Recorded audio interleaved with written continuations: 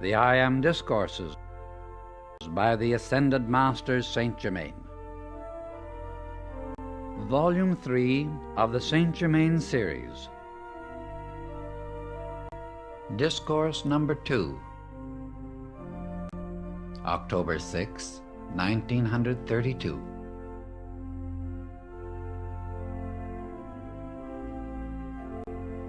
Saint Germain.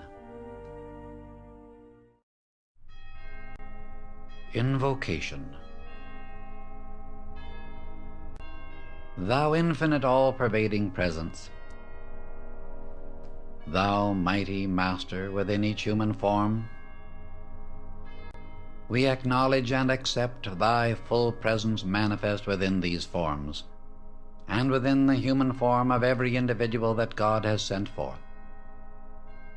We give praise and thanks that at last we have become aware of this mighty presence, to whom we can turn and recognize the fullness of God's activity, the I Am of all things. Greetings to you all. The Discourse. When Jesus said, I am the resurrection and the life, he gave forth one of the mightiest utterances that can well be expressed. When he said, I am, he did not refer to the outer expression, but he did refer to the mighty Master Presence, God within, because he repeatedly said, I of myself can do nothing. It is the Father within, the I Am, that doeth the works. Again Jesus said, I am the way, the life, and the truth, giving recognition to the one and only power, God in action within him. Again he said, I am the light that lighteth every man that cometh into the world, prefacing every statement of vital importance with the words, I am. Contemplating I am as anything and everything you wish to be is one of the mightiest means of loosing the inner God power, love, wisdom, and truth, and setting it into action in the outer experience. Again, let us refer to his mighty utterance, perhaps one of the greatest ever spoken into the outer expression. I am the open door which no man can shut. Do you not see how very vital this is? When you come to review understandingly these mighty statements, when you recognize and accept fully I am as the mighty presence of God in you in action, you will have taken one of the greatest steps to liberation. Now mark you, in the utterance of the truth that I am the open door which no man can shut, if you can but realize it, you have the key that allows you to step through the veil of flesh, carrying with you all consciousness that you have generated or accumulated which is imperfect, and there transmute it. Or in other words, raise it into that perfection into which you have stepped. Too much stress cannot be laid upon the importance of contemplating as often as possible the I Am as the mighty active presence of God in you, in your home, in your world, in your affairs. Every breath you breathe is God in action in you. Your ability to express or send forth thought and feeling is God acting in you. You having free will, it is entirely up to you to qualify the energy sent forth in your thought and feeling and determine how it shall act for you. No one can say, "How shall I know how to qualify this energy?" For everyone knows the difference between destructive and constructive thought, feeling, and action. The student, in receiving instruction, should constantly analyze the motive back of the question, to detect if in that motive there is a feeling of intellectual pride, arrogance, or stubbornness in the outer mind and body. If there is within the motive a lurking desire to argue and prove the instruction wrong rather than receive the blessing and truth intended, the individual has unknowingly shut the door for the time being to his ability to receive the good offered. Again, may I remind the students, regardless of their personal opinions as to what the truth shall be, I have proven through many centuries these condensed instructions now being given forth. If one wants to receive the greatest benefit possible and the comprehension that will be absolute certain freedom and liberation, listen with an entirely open mind, with the consciousness that the I Am, the active presence of God in you, is your certain ability to receive, accept, and apply without limit the instruction which is being given forth with an accompanying radiance, which will enable certain students at this time to comprehend these simple yet mighty assertions of truth to their great blessing and freedom.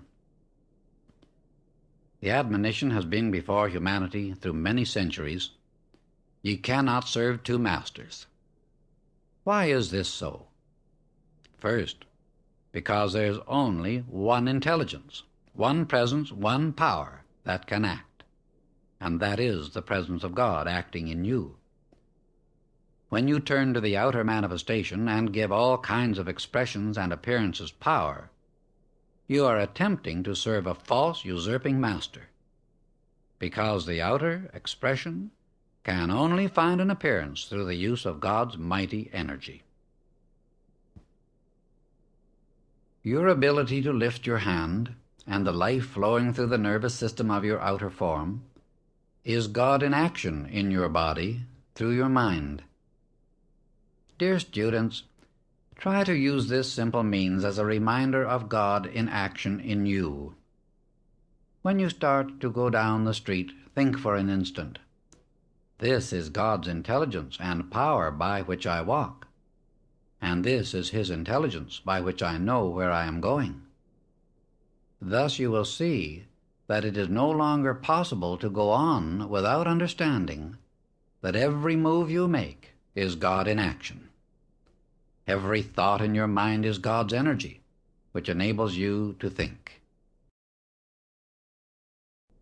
When you know this is a fact, and there is no disputing it, why not adore, give full confidence to, trust in, have faith in, and accept this mighty presence of God in action in you?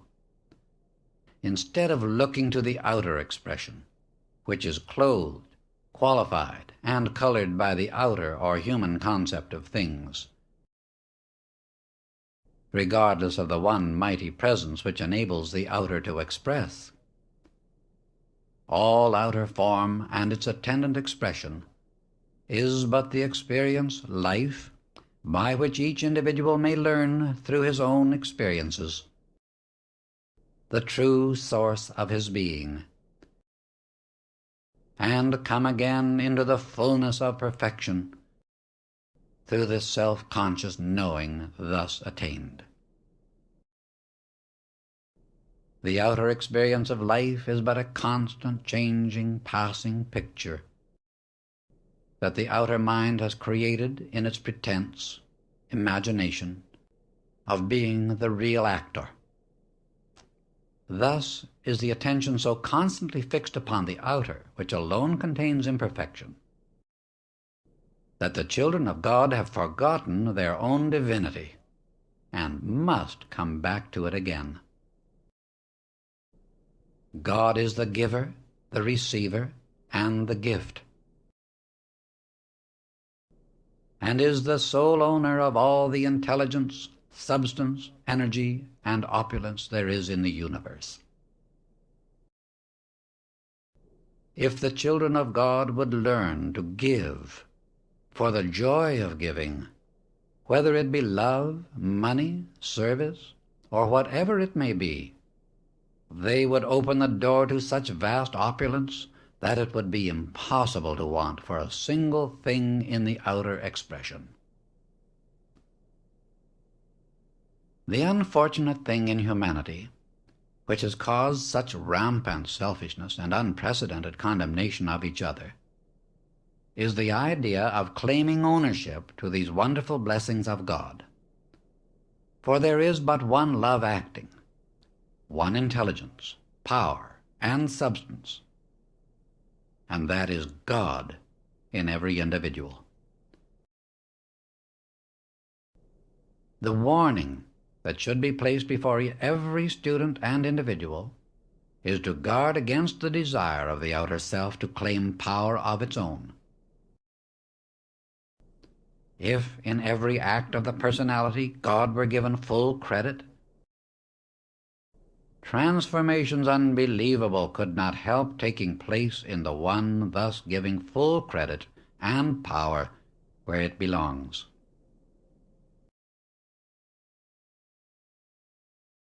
There has rarely been a correct understanding of supply and demand. There is positively abundant supply omnipresent, but the demand for it must be made before the law of the universe permits it to come into the expression and use of the individual. The individual, having free will, must consciously, with full determination, make the demand, and it cannot fail to come forth into expression, no matter what it is, so long as the individual holds an unwavering, determined consciousness. This simple statement, used with sincere determination, "I am the great opulence of God made visible in my use right now and continuously," will bring to the individual all he can possibly use.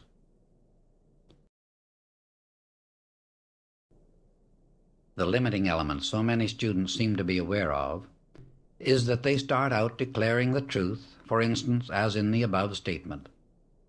But before many hours have passed over their heads, if they were to analyze themselves conscientiously, they would find in their feelings lurking doubt or fear, for both these are feelings. Naturally, this neutralizes to a large extent the constructive force that would quickly bring about the fulfillment of the desire or demand. Once a student can become fully aware that every right desire or wish is God in action, propelling his energy forth to full accomplishment, and is always self-sustained, he would become aware of the limitless love, power, and intelligence he has with which to accomplish any given purpose. With this simple understanding, the word failure would be completely wiped out from his world, and in a very short time from his consciousness, because he would see that he was wielding intelligence and power that could not fail. Thus, students and individuals come into their full dominion as God intends. It was never intended by the great, all-wise, all-loving Father that any of his children should want for a single thing, but because they allow their attention to become fixed on the outer appearance, which is like the changing sands of the desert, they have knowingly or unknowingly cut themselves off to a large degree from that great opulence and intelligence. This great opulence is their birthright, which everyone can have who will again turn to the I Am, the active principle of God, forever within himself, as the only source of active life, intelligence, and opulence. All through the ages, there have been certain standards of conduct necessary for the student who desires to reach beyond certain attainments. This is the conserving and governing of the life force through the sex. For an individual who has been using this energy without any thought of governing it, to suddenly say, "I will cease this," cut it off, as it were, without understanding the correct attitude of consciousness, would be simply suppressing a flow of energy which he has caused to flow in the wrong direction. Any student who wishes to govern this will find this simple statement the most efficient, if used understandingly, of any one particular thing that can be given. This will normally and naturally govern the flow of the life energy and bring it back into its natural channels. It is the mighty statement of Jesus, "I am the resurrection and the life." This statement will not only purify the thought, but is the most powerful lifting, adjusting force that can be used for the correction of this greatest of barriers to the full height of spiritual attainment.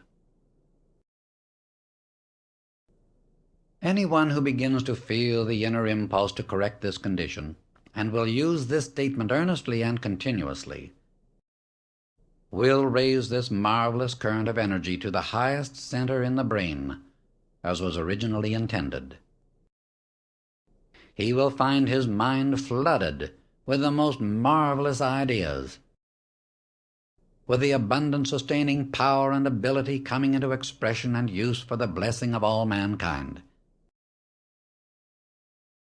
I ask any student to try this and watch the results in his own mind and body. Feel deeply this statement of Jesus, "I am the resurrection and the life." Repeat it 3 times, either silently or audibly.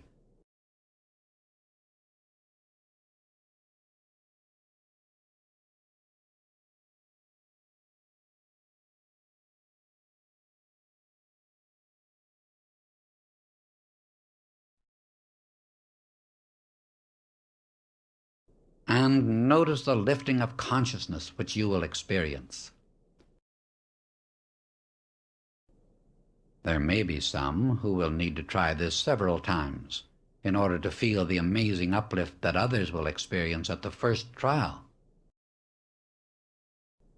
This will show you in a small way what can be done by its continued use. There is only one means of overcoming or rising out of anything, and that is, after you know what it is you are to rise out of, to take your outer attention completely away from it, fixing it firmly upon the above statement. Any condition in the outer experience that one wishes to overcome can readily be accomplished by the use of this statement, as well as using it to change the flow of the misdirected energy. I had one student who felt the inner impulse to redirect this mighty energy, and the use of this single statement alone enabled her, with little assistance, to raise her body. In 1 year, a marvelous transformation took place in her entire outer appearance.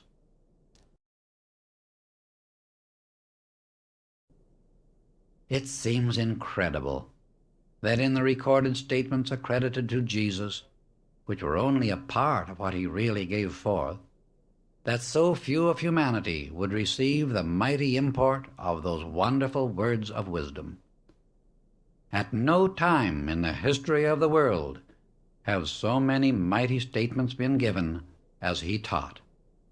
Every one of these, when conscientiously used, holds within it the attendant radiance and accomplishment with which he attained. You not only have this power of the I Am, but his individual assistance also when these statements are used.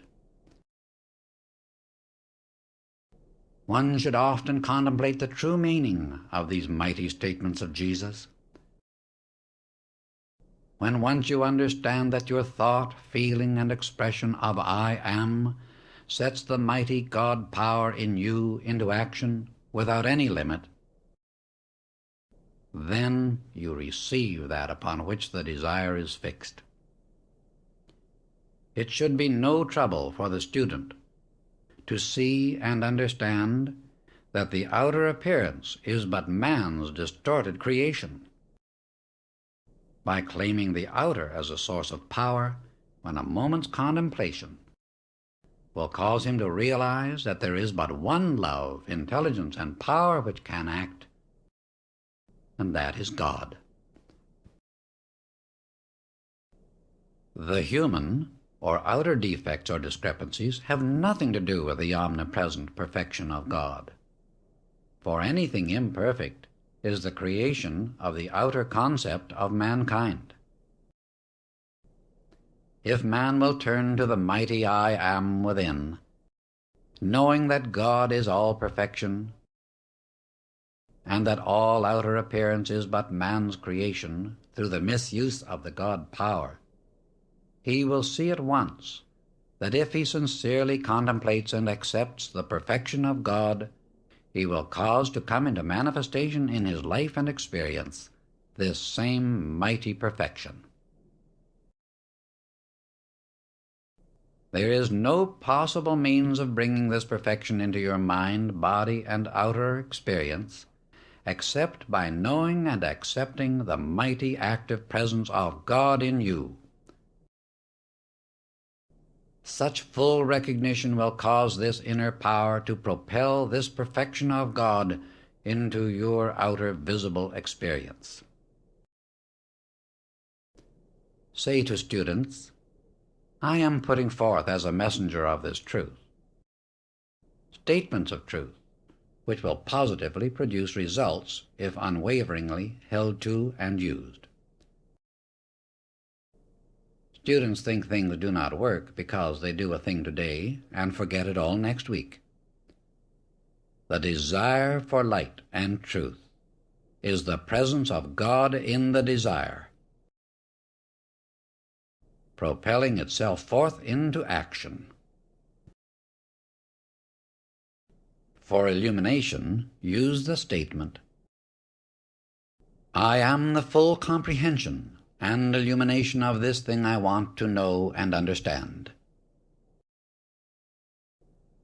The day your eyes are opened to see some of these marvelous ascended beings, the joy will last through eternity.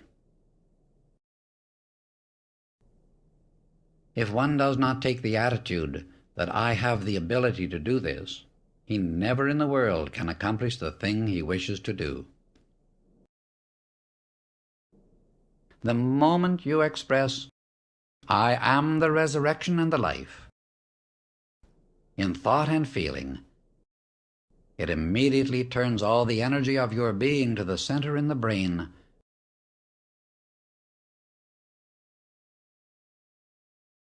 You cannot overestimate the power in this statement.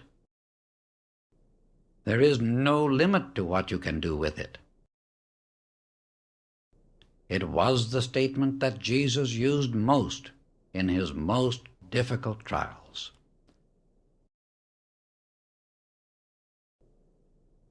Always know that when you decree a constructive thing, it is God in you propelling you to do it. It is the most foolish question imaginable to ask, have you proved this in your own experience? Each individual has to prove it for himself, or it will mean nothing to him. Nothing ever really means anything to anyone until he uses it. The feeling carries with it a certain coexistent sight. One often feels a thing with such clearness that he really sees it from the inner standpoint. As you enter the ascended state, thought, feeling, seeing, and color are almost simultaneously manifest. Harmonious sound is quiet. That is why ravishing music is the most quieting in its effect, while bombastic music is just the opposite.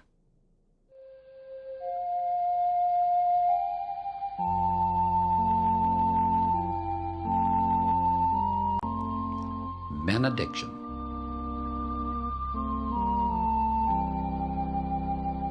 Thou mighty, majestic, conquering I Am, we give praise and thanks for our comprehension of Thee as God acting in us. And with Thy mighty presence and radiance, cause us to feel the mighty import of Thy mighty truth and wondrous presence. When we contemplate Thee, let Thy mighty radiance fill us with that comprehending consciousness to know and apply Thy assertions of truth more and more perfectly. We give praise and thanks for Thy mighty perfection and truth for all those who look unwaveringly to Thee.